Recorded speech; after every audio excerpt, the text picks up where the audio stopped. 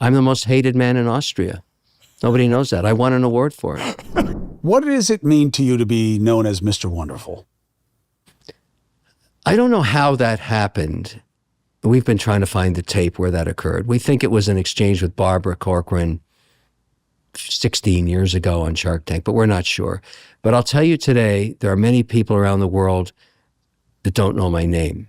When I landed in LA a few months ago, the guy had that, card, said Mr. Wonderful on it, for the limo. And I said to him, do you know my name? He said, yeah, you're Mr. Wonderful. I said, no, my real name. He said, you're Mr. Wonderful. I said, you don't really know my name, do you? He said, no, I don't. So that's how far it's gotten, but it's a passport worldwide. I'm the most hated man in Austria. Nobody knows that. I won an award for it. That's pretty weird because I was on a train from Geneva to Zurich and this couple said, we just got married. Can we get a picture with you? Everybody hates you in Austria. I said, why? Well, you're the mean one. I said, I'm not the mean one. I'm the only guy that tells the truth on Shark Tank. Anyways, can we get a picture? I said, I'm that most hated guy and you want a picture for your wedding with me? Yeah, we'd like that. No difference specifically in American culture between fame and infamy anymore. True or false? Oh, that's 100% true. I mean, there are so many examples. I remember in year 3 of Shark Tank, whoever the CEO of ABC was, because there's been a lot of CEOs over the years. I mean, media jobs are the most volatile jobs in the world. I really believe that. But he called me into his office and he says, how are you liking fame now? And I said, why are you asking me that? He said, because I know it's not what you thought. And I said, that's true. Why are you bringing it up? He said, how are you dealing with it? I said, I'm dealing with it.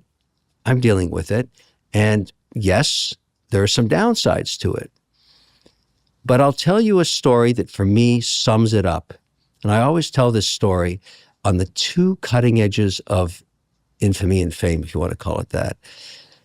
New York City, 7 years ago maybe,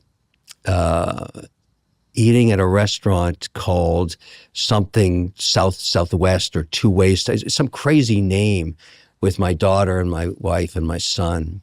It'll come to me in a second. It's a nautical name, very long sentence, famous restaurant here. And somebody comes up and says, can I get One if by land, two if by sea. That's it. What's it called again? One if by land, two if by sea. How crazy is that? I mean, it was great food. And this woman came up with her young daughter and said, can we get a picture? She's a big Shark Tank fan. She's 9 years old. And I always do it for kids, even if we're eating. And it really bothered my daughter. She just went nuts. Said, why can't we ever get any free time as a family? Yada, yada, yada, yada, yada. 5 hours later, when we're asleep in the hotel, it was not the cell phones that was ringing. It was the phone in the room, which never happens anymore. No.